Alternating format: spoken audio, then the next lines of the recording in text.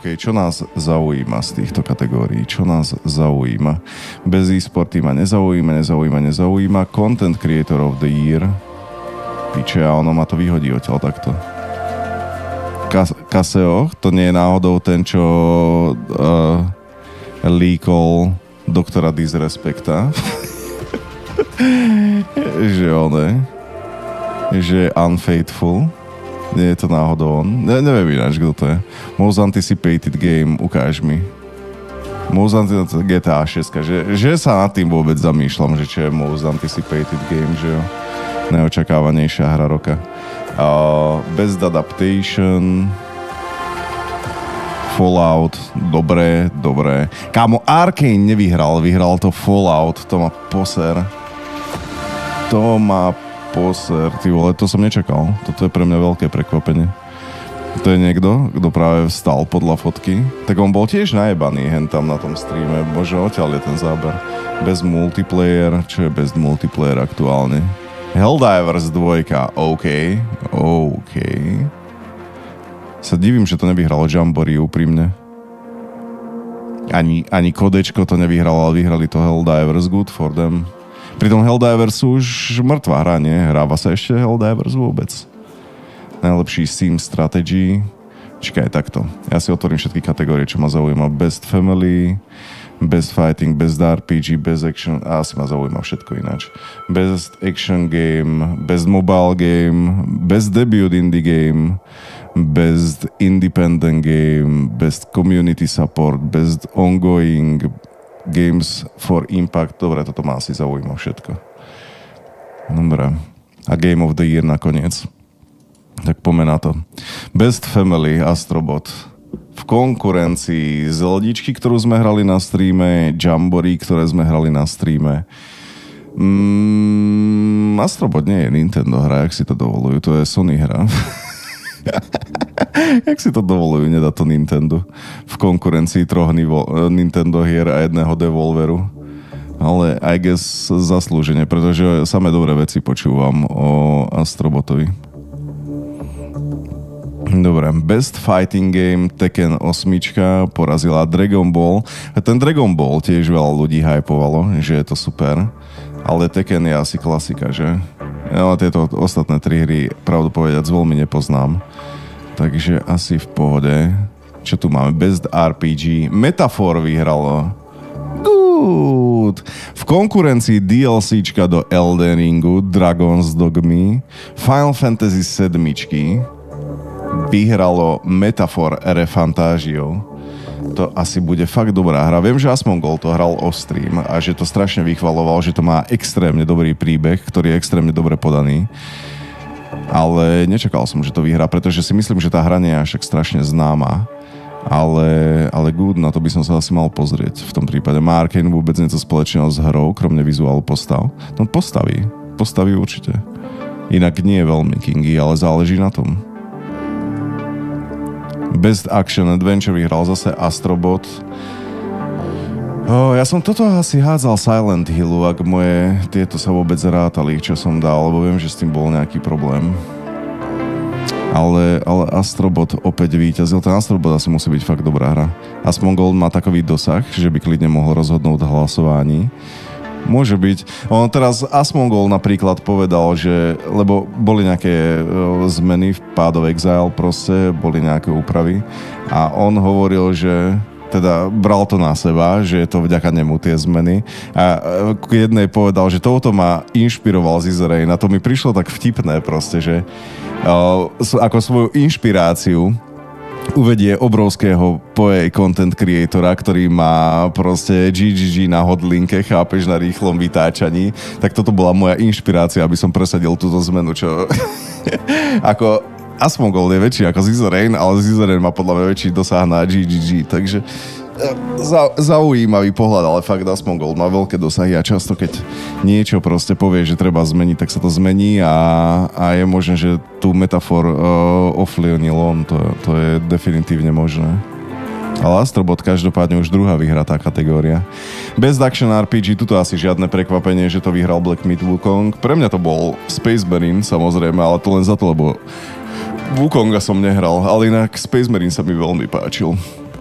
Takže nebol by som smutný, keby to vyhral on, ale bolo to v podstate medzi týmito dvomi hrami a Wukong veľký favorit, ktorý aj zvíťazil nakoniec. Najlepšia mobilná hra je Balatro, to asi tiež nebude žiadne prekvapenie. Možno Wuthering Waves ešte mohlo vyhrať, to viem, že má extrémne veľkú komunitu, ale Balatro, koľko to má? 98% na Steam alebo tak nejak? Proste poker, chápeš? A Best Debut Indie Game Balatro opäť. Boli tu aj Manor Lords, za tých som hlasoval ja, ak si dobre spomínam. Napriek tomu, že som trošku sklamaný z Manor Lords, tak stále dostali nomináciu. Pacific Drive bol tiež veľmi vychytený.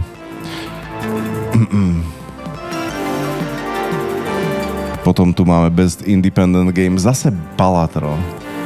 OK.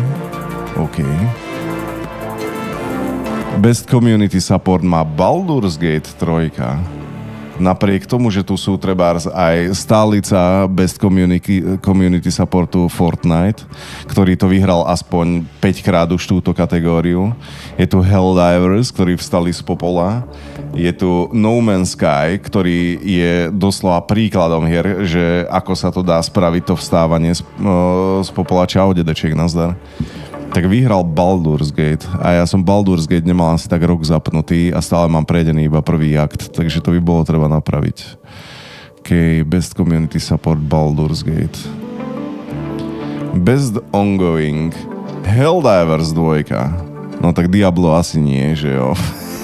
Kámo, Fortnite prehral proti Helldivers.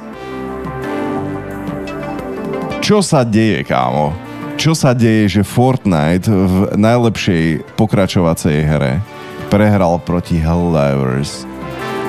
What the fuck? OK, dobre, toto je obrovské prekvapenie pre mňa. Diablo. Games for Impact. OK, dobre, týchto asi moc nepoznám. Indiku som nedostal, ale strašne utlačili mi do mailu títo 11-bit Studios, pretože je to od rovnakých tvorcov ako Frostpunk, tá Indika. Viem, že myslím Patrik to hral, neviem, či to prešiel. Každopádne bol tu aj Life is Strange a bol tu aj Senua Saga a tieto dve hry, čo nepoznám a vlastne ani tú, čo vyhrala, tak tu tiež nepoznám, ale asi to bude riadna šupa. Dobré ráno, rekapitulácia super. Blížime sa už k tým zaujímavým kategóriám. Ale najlepšie RPGčko veľa vyhralo Metafor. Čo je zaujímavé. Bola tam silná konkurencia v tých RPGčkách. A tak ne, 130 hráčov pekne. To sa divím, však Helldivers zase nikto nehraje. Ja som si to tiež myslel, ale 130 000 hráčov actually good. Aha, to mají až do včera, jak je to možný. Vyšlo nejaké DLC, to neviem. Innovation and Accessibility. Prince of Persia. To hral Spaceman. Videl som to u neho. A vraj absolútne vynikajúca videohra, ale vyhralo to kategóriu, že inovácia v dostupnosti. Čo je kategória ako napríklad, že pre disabled people tam máš proste nastavenia, tieto farboslepé módy a ovládanie, keď nevidíš na obrazovku a podobné srandy. Last of Us 2 v tomto bol strašný priekopník, tí mali strašne veľa týchto nastavení. Best performance, OK, to asi nie je až tak veľmi prekvapivé, že to vyhrala Melina Jurgens, ktorá predpokladám dabovala Senu. Čo tu ešte bolo zaujímavé? No dobre. Humberly González sa tam asi ocitla náhodou. Anyway. Best Audio Design Senua Saga, pochopiteľne, tak celé to bol taký showcase technický. Best Score and Music Final Fantasy 7 Rebirth, v konkurencii Stellar Blade, Silent Hill, Metaphore, Fantagio a Astrobot. Kokos, Astrobot niečo nevyhral, to je zaujímavé. To je zaujímavé. Astrobot, veľký čierny kvôň tohto roka. Best Art Direction. Dokonca nevyhral Wukong, ale vyhral Metaphore Fantagio. To je už koľká tá tretia kategória, ktorú vyhralo Metaphor. To asi fakt bude celkom bomba. Je to na Steame. Je to na Steame tá hra? Metafor Refantagio za 52 očí. Ako je, no. Aký je to vôbec žáner? Ja ani neviem.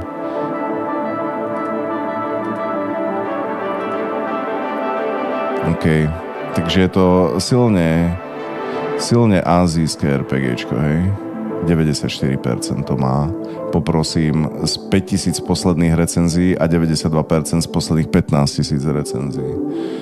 Not bad, teda definitívne. OK, takže dať si do poznámky, Metafor je asi fakt dobrá hra. To hlasuje jen Japonsko, však to západný svet nezná. No Amerika to pozná zjavne. Američania to poznajú. Možno vďaka Asmongoldovi, možno napriek Asmongoldovi, to neviem, ale Američania to poznajú určite tú hru. Best narratív, opäť Metafor Refantagio vyhralo. Nice. Potom tu máme Best Game Direction, opäť vyhral Astrobot, ale bol to aj Metafor. Zjavne najväčšími víťazmi proste tohto ročníka PC Game Awards je proste Astrobot a Metafor. Nie PC Games, ale Games. Game of the Year je Astrobot. No fucking way, kámo, no fucking way. Game of the Year je Astrobot. V konkurencii Blood Mig Wukong, Balatro. DLCčko pre Elden Ring nevyhralo nič, ale ľudia asi boli pobúrení tým, že DLCčko sa dostalo do kategórií, čo by sa asi nemalo stávať. Takže to je asi v poriadku. Ale tuto dvaja veľkí kandidáti a Metafor tiež tretí obrovský kandidát. Final Fantasy tu asi malo ťažký job, tak Astrobot to vyhral celé, hej. A ja som k tomu ani nepričuchol. K tomu Astrobotovi vlastne ani jednu z tých hier som nehral, čo je vyhlásená za Game of the Year, ani nominovaná. Pekne. A bez Sim je Frostpunk 2. No, mi nejak skočila táto kategória úplne nakoniec, ale v pohode. Je Frostpunk dobrý, však som ho aj dohral, boha. Bodaj by nebol dobrý. Takže nice. Asi sme s týmto happy.